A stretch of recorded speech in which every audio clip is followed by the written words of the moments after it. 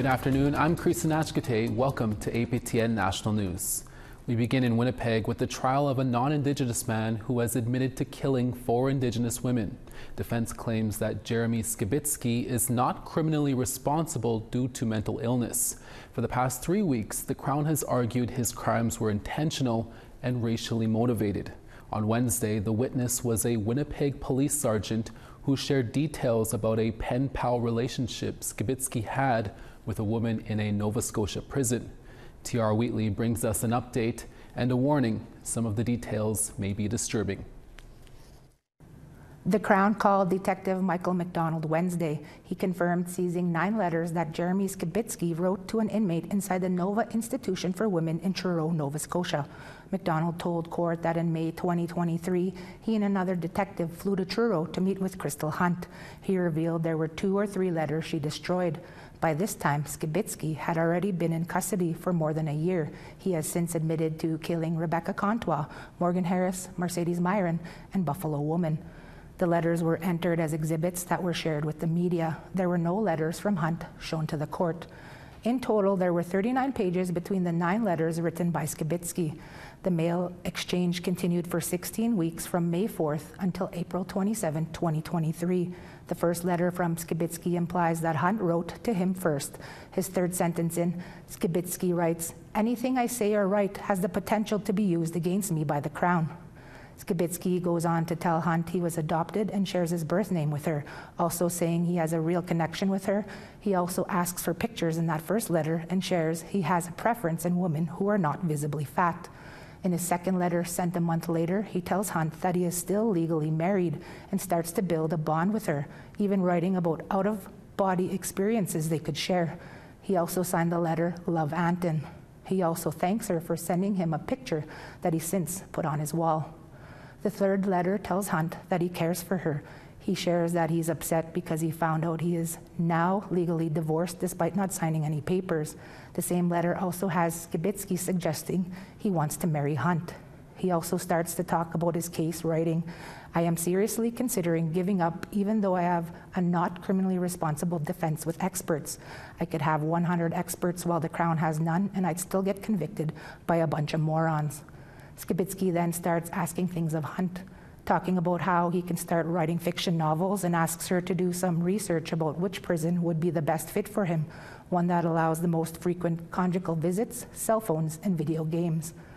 The fifth letter delves into Skibicki's ideologies about attacks on white culture. Skibicki compares the public school system today to being much worse than residential schools. He points fingers at Jewish people and Muslims for causing trouble, eventually writing, "Enough of my rant. I sometimes go from 0 to communism in 20 seconds. The remaining letters show Skibicki and Hunt seeming to trauma bond. By the last one sent on April 27, 2023, Skibicki says, "But that doesn't mean we can't love each other." After the letters were entered as evidence, the Crown confirmed Skibicki had his psychiatric evaluation that they requested last week, but wouldn't say much else. There is a break in the trial until June 3rd, when defense will begin presenting their side that Skibicki is not criminally responsible on account of mental disorder. TR Wheatley, APTN National News, Winnipeg. During the trial, the proper pronunciation of Skibicki's last name was revealed. APTN will be using this pronunciation moving forward. For more on this trial, head over to aptnnews.ca for stories by our web reporter Kathleen Martins, who has also been covering the trial daily. And if you are triggered by this report, supports are available 24/7 through the MMIW G2S support line. That number is 1-844-413-6649. To the Northwest Territories now, where a sentencing hearing took place in a Yellowknife Supreme Courtroom on Wednesday, 4 years after the violent murder of 22-year-old Brianna Menacho. Our reporter Charlotte Morit-Jacobs has been covering that case and brings us this story. Kind, giving, and always able to light up a room. That's how the family and friends of the late Brianna Menacho are remembering her. And today they have a chance to share how the tragic loss of their loved one has forever shaped their lives.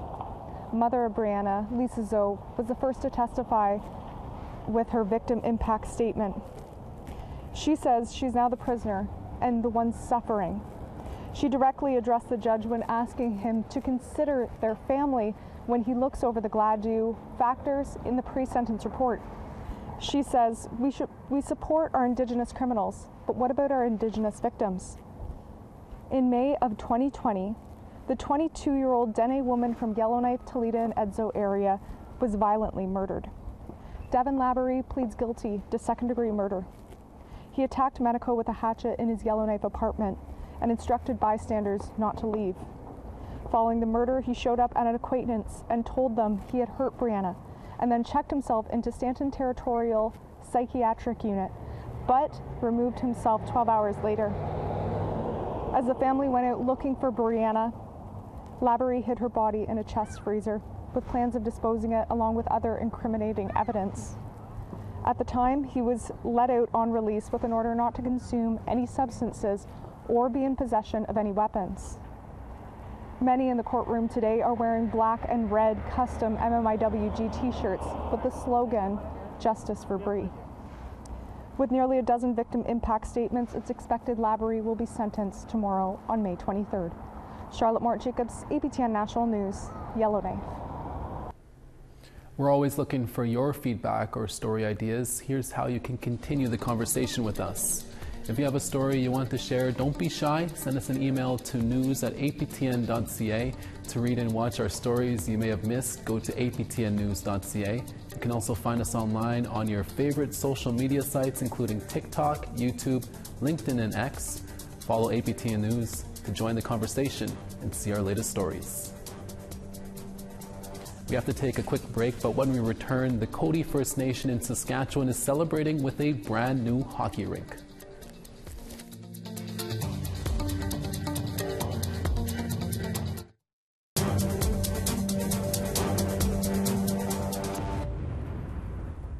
Welcome back. NDP MP Laurie Idlot took the Liberal government to task during question period this week. She says the government failed to properly fund a daycare in Nunavut. Idlot says the Tumikuluit Saipakovic daycare in Iqaluit is on the verge of closing its doors due to insufficient funding. Prime Minister Justin Trudeau promised his office will look into this particular case.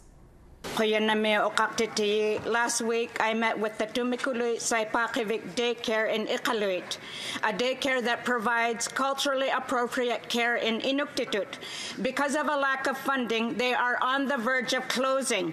In 2022, the Liberals promised millions of dollars to Nunavut daycare. The funding is taking too long to make its way to Tumikulut Saipakovic daycare. Will the Liberals ensure Tumikulut does not fall through the cracks and get the urgent funding it needs to stay open? The Right Honourable Prime Minister. Investing in early learning and child care right across the country that is affordable, that is high quality, and that is available for families is one of the cornerstones of this government's policy of the past few years. We've worked closely with provinces and territories to deliver, to make sure that money is delivered on the ground where it is needed the most. I will follow up on this particular case and make sure that the government of Nunavut is passing through the money and is accessing all the funds necessary so that childcare in the north and indeed right across the country continues to be delivered as the social program and economic program that it is. Let's now take a look at this week's web poll question. With school nutrition programs expanding, what was your lunch situation growing up? I always had a lunch from home. I sometimes didn't have a lunch. Most days I didn't have a lunch. I never had a lunch. Make sure to go to aptnnews.ca to have your say. This week marks a new era for the hockey community on Coady First Nation in Saskatchewan. Members are celebrating a brand new $17 million rink, replacing a facility that stood for more than half a century. CTV's Sierra de Souza Butts tells us more. People of Coady First Nation cannot stop smiling now that their new arena is built. It's a big blessing to our community and a long time coming, and I still can't believe it's here and it's ready to go. The $17 million project replaces the old rink and will be open to the public all year round. The space also provides a walking track, a weight room, kitchen, and various meeting rooms for members to use. Chief George Cody says the community is proud to have funded the project entirely on their own. It carries more pride when you don't rely on government funding to build a facility like this, especially when it's for the youth and for the betterment of our nation in regards to health and restoration. Hundreds came out to celebrate the grand opening of the new facility. It was a great day today for our nation, and really great to see all the visitors come to celebrate with us, and it was such a wonderful feeling knowing how much the community really cares about this. Serving as a hockey hub for decades, the community is home to Olympic athlete Bridget Laquette, who says having an NHL-size arena in Cody will bring many opportunities for youth. My family and I only had access to, the ice that my dad made in the winter, and then the nearest indoor rink was probably about 45 to 50 minutes away. So to see this is, it's so awesome. Another athlete from the area of Kisakous First Nation says he grew up playing hockey with kids from Cody and knows that the next generation will benefit from the new facility. I'm just extremely excited for the Cody First Nation to have this arena, and I see a lot of future superstars being built in this arena. As a soft opening, the community will be hosting their very first tournament in their new arena this weekend. Sierra D'Souza Butts, CTV News, Cody First Nation. To Alberta now, where the Blood Tribe Department of Health's first ever health fair is underway. Officials say the aim of the fair is to shed light on health challenges facing the First Nation. The event is being held at the Red Crow Community College. Here's CTV's Quinn Keenan with more from Standoff. The halls of Red Crow College have been taken over by booths featuring different wellness services for Blood Tribe residents. The Blood Tribe Department of Health feels the event will have a positive impact on the community. As much as we can, supporting our members wherever they're at, and again, through their healing journeys, through their supports that are needed. Want to make sure that people are aware of all of the agencies and programs and supports here on the nation. One of the main talking points of the fair is dealing with addiction. The health department hosted a panel with speakers who have recovered from addiction. I feel like it's my responsibility to help out and give back to my community. So I think sharing my story, hopefully inspires somebody just like I was inspired by someone else who stood up on there at one time. Among the speakers was former professional hockey player and current Saskatoon Blades assistant coach Wacey Rabbit. He recently celebrated his 4-year sobriety anniversary in April. Rabbit hopes his journey can help inspire others. Well, all empowerment, right? You want to feel that you're not alone. I think that's the most important thing for anybody that is struggling. You feel like you're taking on all these challenges by yourself that you don't have to, and in today's world that strength is asking for help. The health department says the reaction to the fair so far has been positive. They hope to turn it into a regularly held event. We are going to build on this year's event, and moving forward we want to showcase this on an annual basis. The health fair will wrap up tomorrow with events and speakers geared towards youth. Quinn Keenan, CTV News, Standoff. We take you now to Ottawa, where Annette Francis is standing by to tell us all about today's new episode of Nation to Nation. Annette. Tonight on Nation to Nation, we'll talk to Green Party leader Elizabeth May about a bill she introduced a year ago to combat environmental racism. And Senator Kim Pate joins us to discuss Bill S-212, which is in the third reading at the Senate. It proposes to create automatic expiries of criminal records. We'll also talk to Hill Times columnist Rose LeMay about identity fraud and more. That's later on Nation to Nation. Hi, Annette. Stick around, because when we come back, we speak to Canada's Got Talent winner Rebecca Strong, an interview you don't want to miss.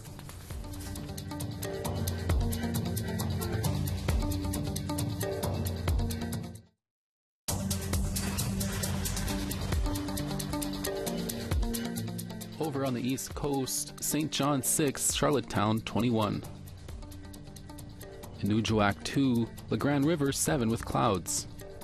Southern Quebec, Quebec City 21, St. Jovite 20. Southern Ontario, Toronto 22, Sarnia 21 with sun. Northern Ontario, Timmins 24, Wawa 6. Northern Manitoba, Churchill -3, Thompson 0. Southern Manitoba, Barons River 6, Gimli 8. Southern Saskatchewan, North Battleford 5, Regina 7. Northern Saskatchewan, Stony Rapids 10, La Ronge 6 with some clouds. Northern Alberta, high level 10, Peace River 10 as well. Southern Alberta 25 with rains, Calgary 6+. Southern BC, Kamloops 12, Vancouver 11. Northern BC, Fort Nelson 10, Smithers 6. In the Yukon, Old Crow 6, Mayo 5. Southern Northwest Territories, Yellowknife 8, Fort Simpson 11.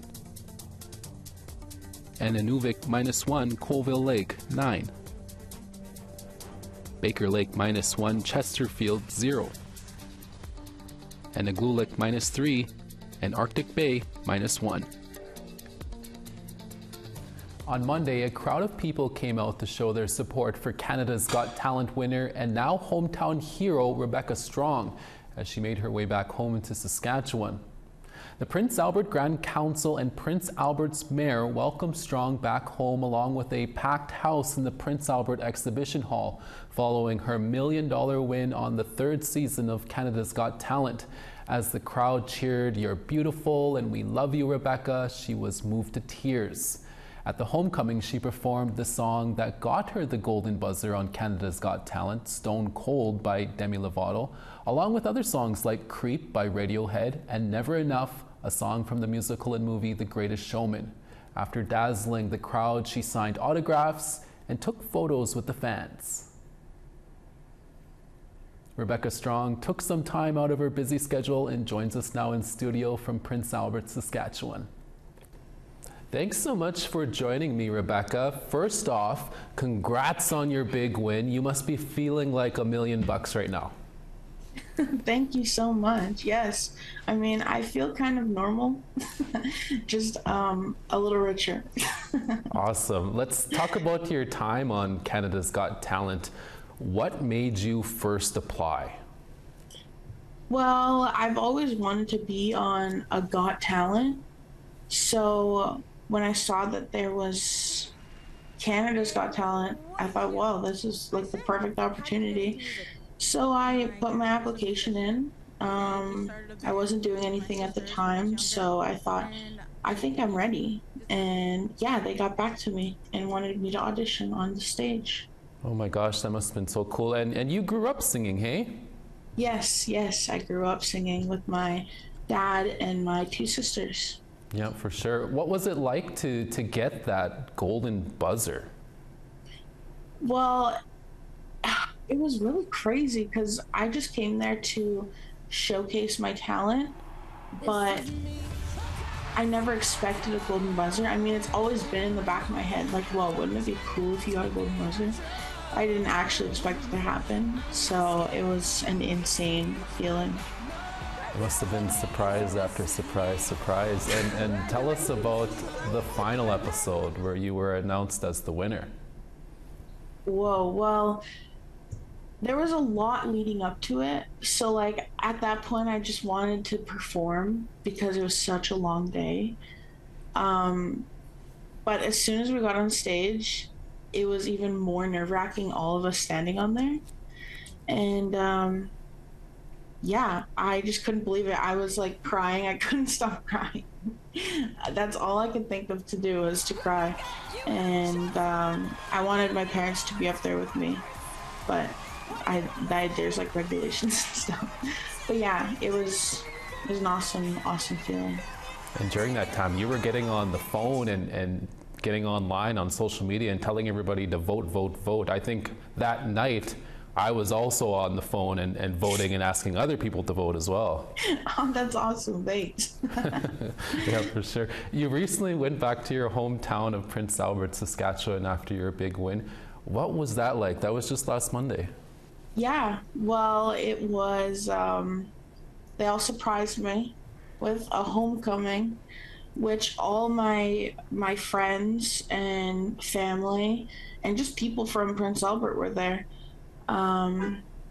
And it was like a big thing. Like, I couldn't believe all these people came together just to greet me to come home. But it just made me feel very happy that people were actually that supportive of me, and it makes me want to keep going. What were some of the signs that were written that people had up that they were showing to you? A lot of them were saying, "Welcome home, congratulations." I wish I could remember this one. It was a gold sign. I don't remember what it said, but they were awesome signs. That's so great. And you also got to take pictures and sign up some autographs with some young singers, some people looking up to you. Yep. That was so fun. What happens now, and what are your next steps moving forward here this summer? Well, I'm going to start taking music very seriously, of course, and get some content out for everyone, because content and social media are probably one of the most important parts about a music career, or just a career in general.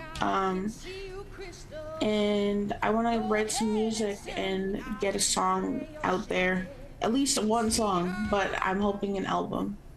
And yeah, hopefully in the future, traveling, touring Canada, outside of Canada, be awesome. What is your message to the younger generation, the people watching you make these moves and win Canada's Got Talent? What do you want to tell the young Indigenous youth that are watching right now?